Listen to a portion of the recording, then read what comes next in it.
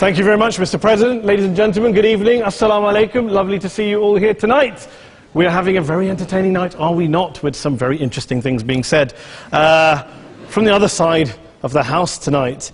Let me begin by saying, as a Muslim, as a representative of Islam, I would consider myself an ambassador for Islam, a believer in Islam, a follower of Islam and its Prophet.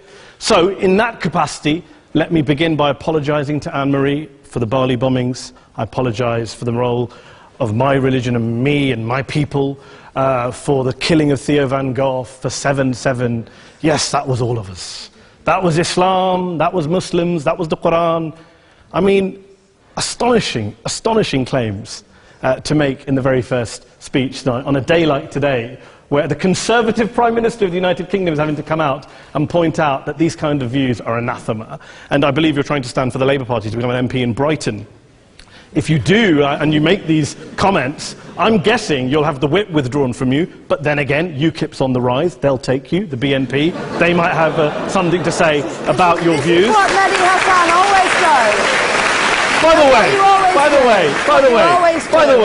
way, just on a factual point, since we heard a lot about the second speaker, about how backward we Muslims all are, on a factual point, you said that Islam was born in Saudi Arabia. Islam was born in 610 AD. Saudi Arabia was born in 1932 AD. So you were only 1,322 years off. Not bad? Not bad start there.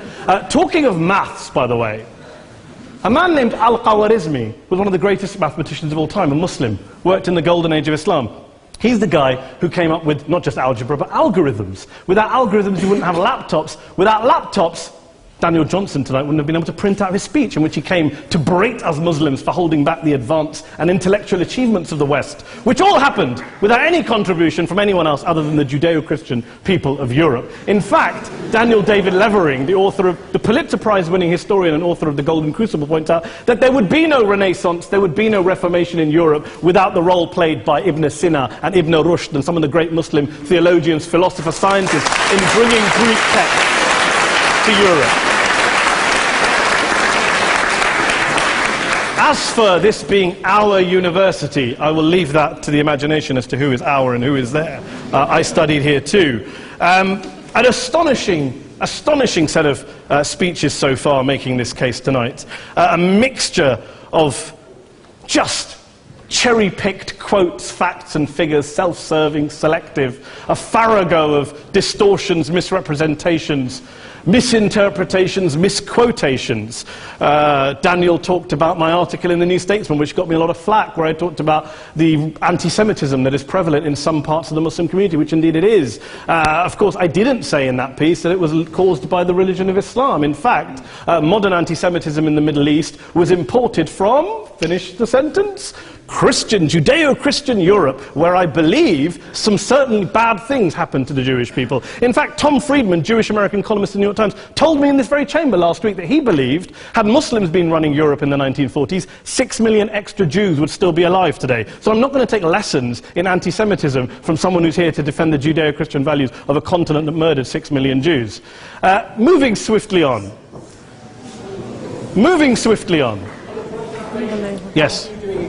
Absolutely. Well, I'm about to make that point. No, I'm about to make that point. You're right. I agree with you. I agree with you 110%. That is my point. I don't think Europe is evil or bad. I'm a very proud European. I don't want to judge Europe on that basis, but if we're going to play this gutter game where we pull out the Bali bombing and we pull out examples of anti-Semitism in the Islamic community, then of course I'm going to come back and say, well, hold on. I mean, look, let's be very clear. Daniel here was a last-minute replacement for Douglas Murray, who had to pull out. And Douglas and I have a well-documented differences, but to be fair to Douglas, as to be fair to Anne-Marie and to Peter, atheists. Atheists see all religions as evil, violent, threatening. What the problem I have with Daniel's speech is that Daniel comes here to mount this robust defense of Christianity, forgetting that his fellow Christians, people who said they were acting in the name of Jesus, gave us the Crusades, the Spanish Inquisition, the anti-Jewish pogroms, European colonialism in Africa and Asia, the Lord's Resistance Army in Uganda, not to mention countless arson and bomb attacks on abortion clinics in the United States of America to this very day. I would like a little bit of humility from Daniel first before he begins lecturing other communities and other faiths on violence, terror and intolerance. But, no thank you. Some water. But I would say this, to address the gentleman's very valid point here, I'm not going to play that game. I don't actually believe that Christianity is a religion of violence and hate because of what the LRA does in Uganda or what Crusaders did to Jews and Muslims in Jerusalem when they took back the city in the 12th or 13th or whatever century it was. I believe that Christianity, like Islam, like pretty much every mainstream religion, is based on love and compassion and faith. I do follow a religion in which 113 out of the 114 chapters of the Quran begins by introducing the God of Islam as a God of mercy and compassion. I would not have it any other way. I don't follow a religion which introduces my God to me as a God of war, as some kind of Greek God of wrath, as a God of hate and injustice. Not at all. As Adam pointed out, you go through the Quran and you see the mercy and the love and the justice. And yes, you have verses that refer to warfare and violence. Of course it does. This is not a motion about pacifism. I'm not here to argue that Islam is a pacifistic faith. It is not. Islam allows military action, violence in certain limited contexts. And yes, a minority of Muslims do take it out of that context. But is it religious? We talked about Woolwich. Daniel and Anne-Marie have suggested that it's definitely religion that's behind all of this. Well, actually, what I find so amusing tonight is we're having a debate about Islam. And the opposition tonight have come forward. We have a graduate in law, a graduate in modern history, a graduate in chemistry.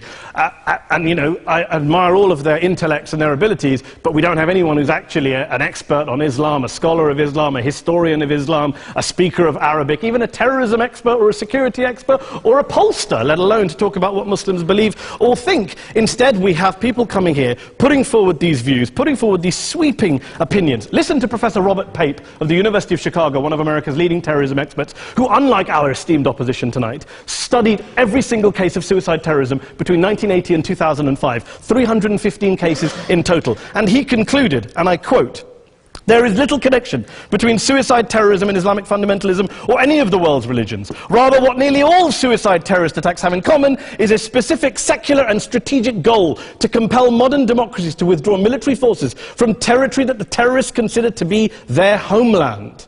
And the irony is, when we talk about terrorism, the irony is that the opposition and the Muslim terrorists, the Al-Qaeda types, actually have one thing in common. Because they both believe that Islam is a warlike, violent religion. They both agree on that. They have everything in common. Osama bin Laden would be nodding along to everything he's heard tonight from the opposition side. He agrees with them. The problem is that mainstream Muslims don't. The majority of Muslims around the world don't.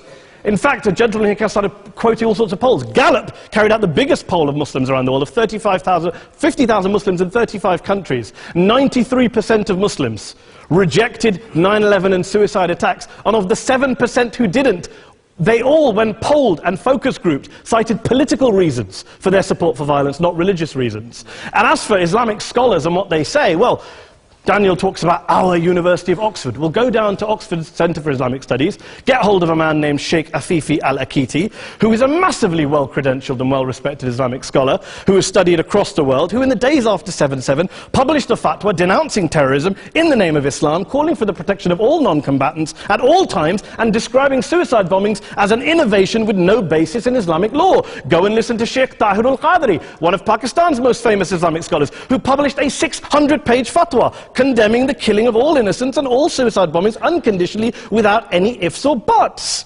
There's nothing new here. This is mainstream Islam, mainstream scholarship, which has said this for years. You don't go out and kill people willy-nilly in the high street or anywhere else, on a bus or a mall, based on verses of the Quran that you cherry-pick without any context, any understanding, any interpretation, or any commentary. Point of information. Please. Well, it doesn't happen, apparently.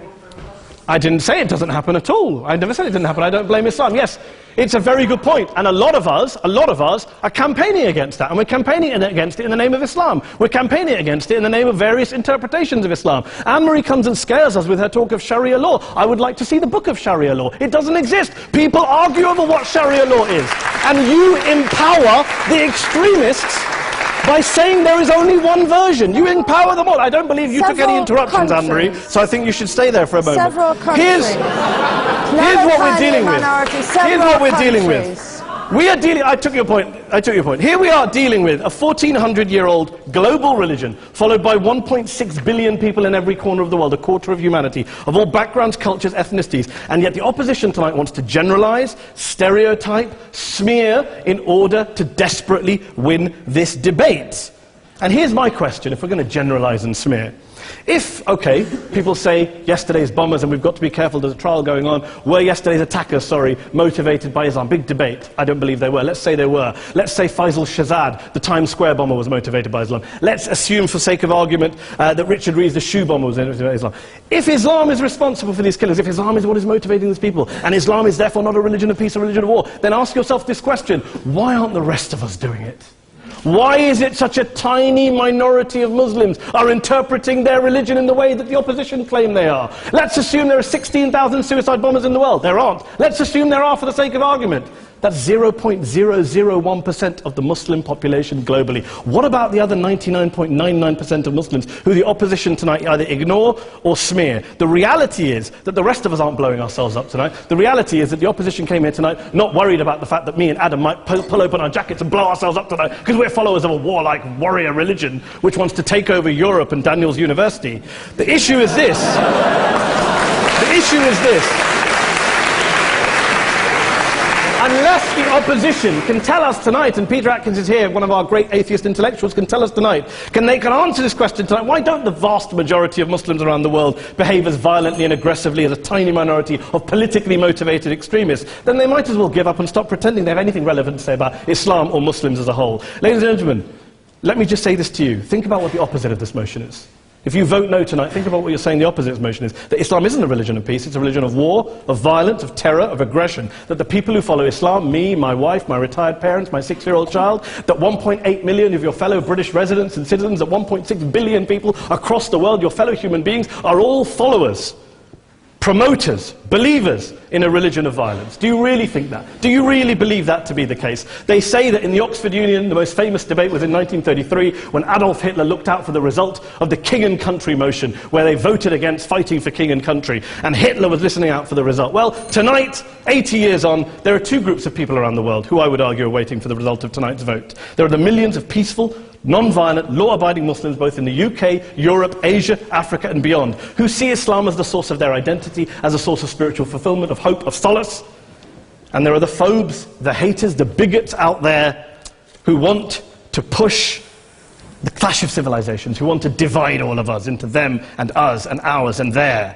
Ladies and gentlemen, I urge you all not to fuel the arguments of the phobes and bigots. Don't legitimize their divisions. Don't legitimize their hate. Trust those Muslims who you know, who you've met, who you hear, who don't believe in violence, who do want you to hear the peaceful message of the Quran as they believe it to be taught to the majority of Muslims, the Islam of peace and compassion and mercy, the Islam of the Quran, not of Al-Qaeda. Ladies and gentlemen, I beg to propose this motion to the House. I urge you to vote yes tonight. Thank you very much for your time.